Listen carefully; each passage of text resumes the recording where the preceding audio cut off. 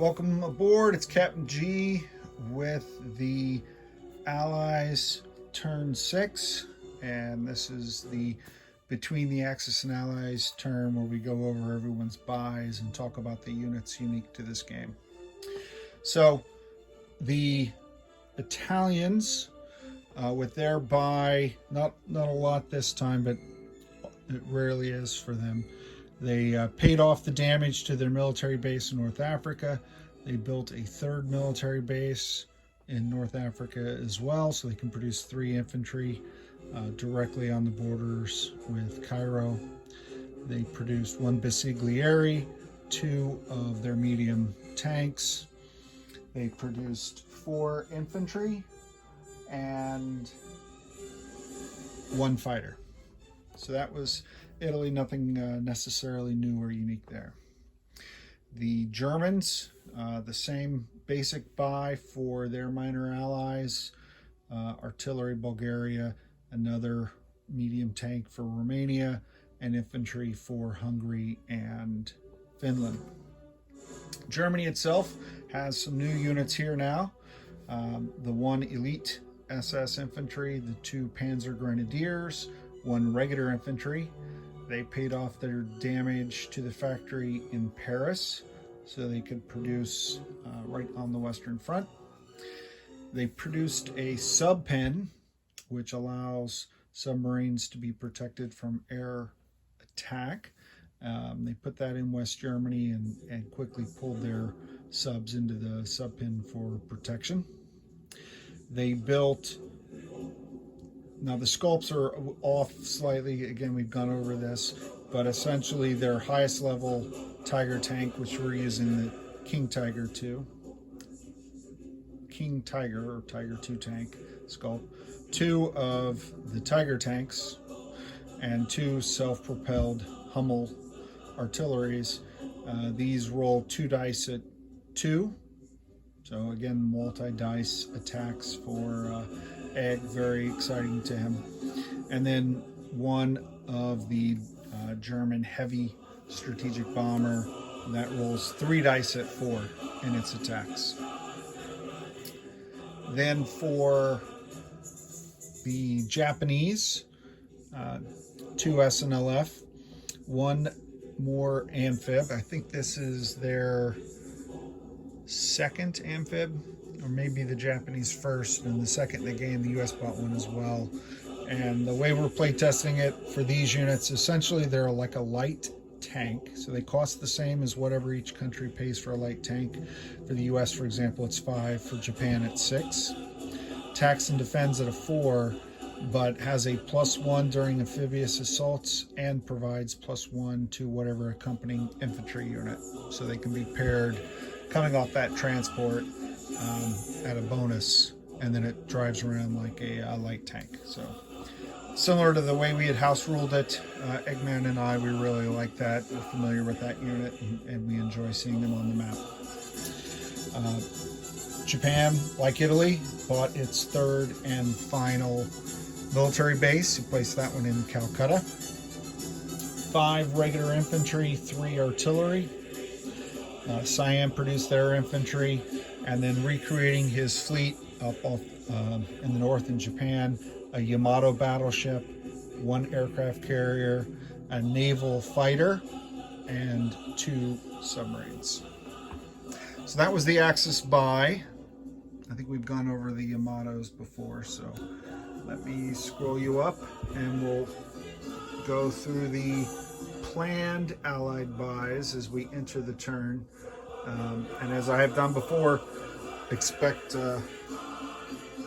possible changes based on die rolls and as the game progresses. But the CCP has 5 IPP. They're just going to build an infantry and save 2. The Soviets have 62 IPP because of the 10 Lend-Lease sent from the US. So we're building a fortification around the gates of Moscow. Another of our elite tanks in the game, it's the KV-2. We're doing our first Katyusha, which is the same as the Hummels that we talked about with Germany. 2 at 2. We're building a heavy artillery for the Soviets, 2 of the elite guards, and I think 8 infantry altogether. For the United Kingdom, South Africa saved their money last time, so they're producing a medium tank just in time. Now that the Japanese have arrived off Africa, South Africa itself is directly threatened. Canada is producing a heavy artillery and 2 infantry. Anzac is producing 2 infantry, 1 Z-Force Marine, 1 naval transport, and 1 heavy artillery as well to protect the gates of Sydney. And then Great Britain is building a transport in Canada, a commando in South Africa, 1 infantry in Gibraltar at the military base, 2 infantry and an artillery at Cairo, which has to be a secondary theater right now, but we continue to send in supplies. A heavy artillery, the Churchill tank, the improved tank, and 6 infantry for Great Britain. The one thing that I didn't talk about, I think, during the review of the German turn was the German fleet moved from Leningrad, Finland sea zones to just off the coast of Denmark. So with those 2 transports, an invasion of England, if England suddenly empties all their troops into Western France, an invasion is very likely. So we have to beef up as well as reinforce. And then KMT has 3 IPP. They're building 1 infantry. And the U.S., as I mentioned in the last video, not at war yet, few IPP short. So we're building 2 Marines, 1 infantry for the Philippines, 2 transports for the Atlantic. That'll give me 5 units that I can bring across. 2 destroyers, also for the Atlantic, 1 artillery, and 3 of those amphibious tanks. If Britain still holds Western France or some foothold in it, then when the troops come across, I'll bring the regular tanks and anti-air and artillery. But if the Germans have retaken it and I've got to assault the beaches, then I wanted these tanks to be there to make that assault happen. Okay, so that is all of the buys, the planned buys for the Allies and the buys that Eggman did last turn for the Axis. Next up will be the Allied turn, which will be starting today, and will immediately follow this pause. Over and out for now. Welcome aboard. It's Captain G with Allies 6. So I'll start with the Soviet and CCP turn. CCP went first, and they struck out in 2 positions, knocking out some Japanese infantry and artillery that were thinly defended. The Mongolians pulled west, pulled back away from the large Japanese force. And you'll note here, let me pivot so you can see, and the reason that's slowly building in the background is the 1812 overture for our background music today, is I've decided to try something different, looking at all of the German forces massed outside of Moscow that could hit turn 7, or definitely would be able to hit turn 7. I've decided that Moscow is going to fall, so I did a scorched earth to reduce the factory from a major to a minor. It allowed me to still produce some units there if I wanted. I still invested in the fortification, and I built another AA because I was bringing one with me. I left infantry in there to make it a painful loss, but all of my fast movers in the 5th Shock Army, as well as the train evacuating 1, 2, 3, 4 to the new capital, and these air transports bringing in the rest of the elite infantry. I pulled them out of Moscow and left it here for the Germans. Spent every IPP I had. The only attack Germany did was here. They had the Germans had 1 paratroop, so I sent every aircraft and 1 infantry in. I was expecting the infantry to die. I wanted to clear the space and generate a partisan, but he missed, so I ended up taking it, which is just another IPP that Soviets collected that's going to go right back to the Germans once they take Moscow and they get all that income. But my intent with this was just not to not throw away all this armor. This 5th Shock Army has 2 of the elite tanks, 3 regular medium armor, 4 light tanks, and 1 mechanized infantry, and then an artillery for every one of those units, and 1 AAA.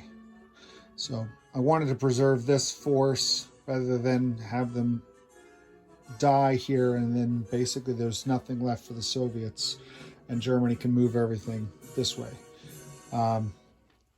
This forces him to keep the pressure on me and keep, if not sending new forces, then keep these forces in the Soviet Union.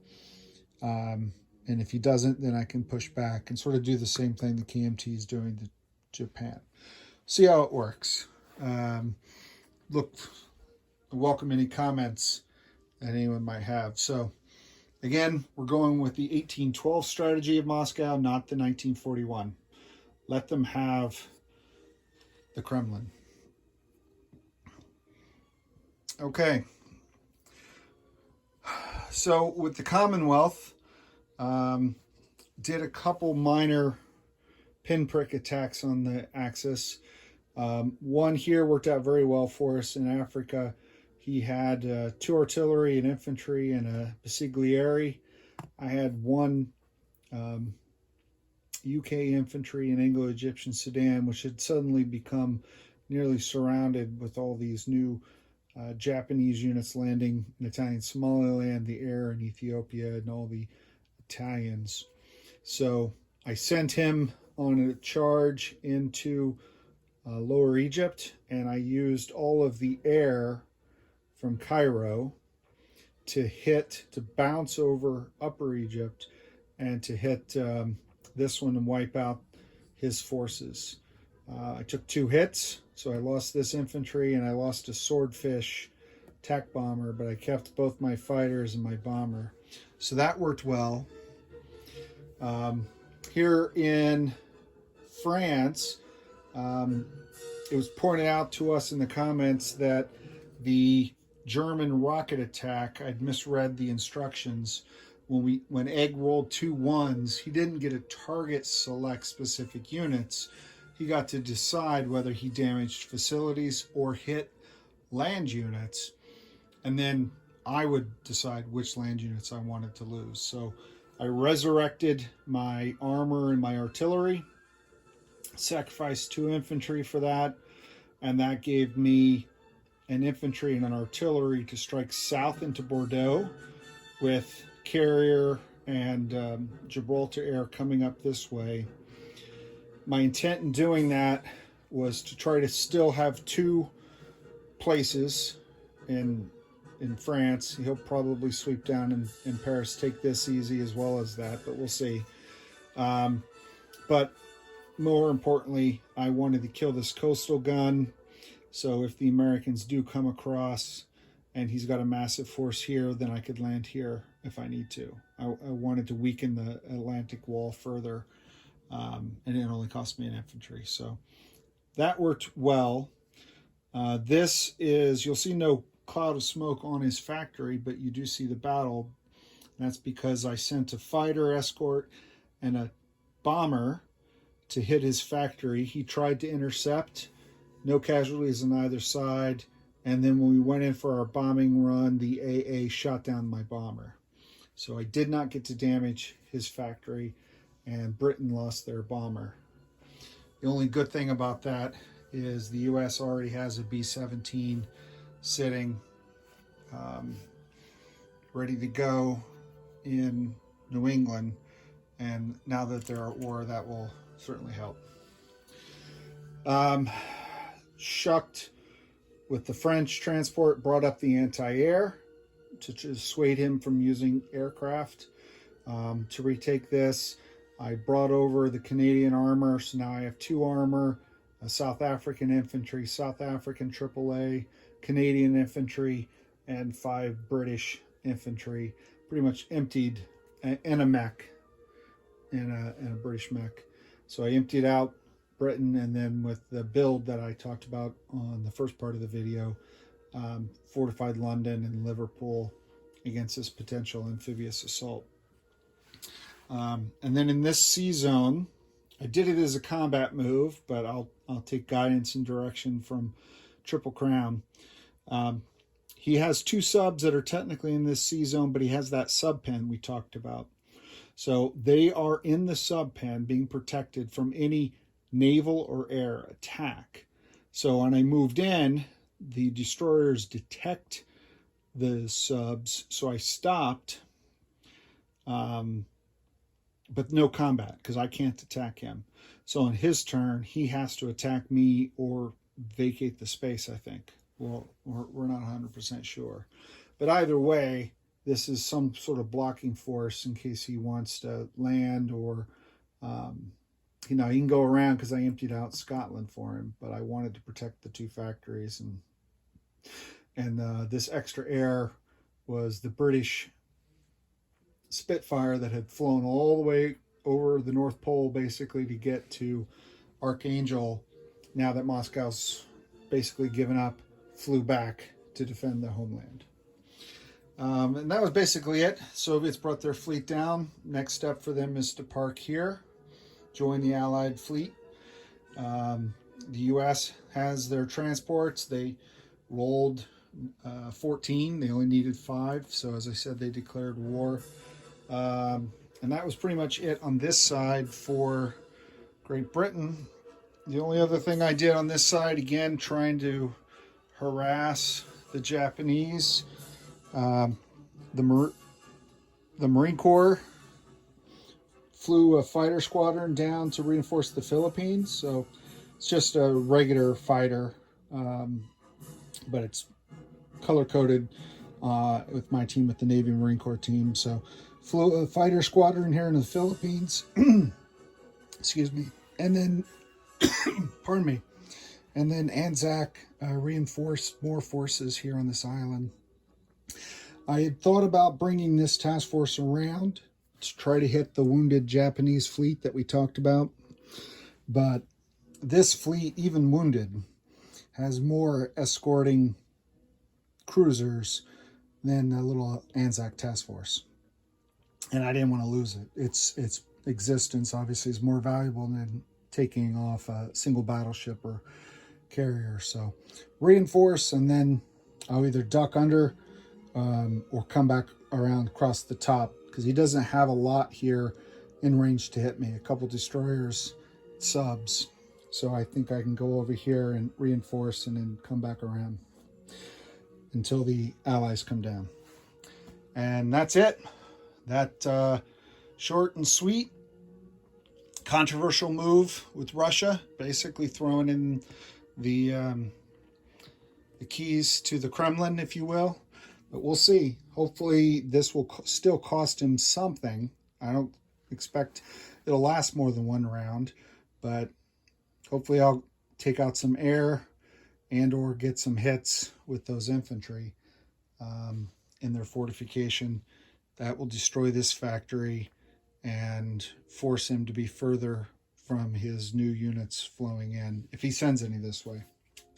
With that, next up will be the Italian turn 6 and Germany-Japan turn 7, which we'll probably do for a couple nights this week, and we'll post a video by the end of the week. For Eggman, I'm Captain G. over and out.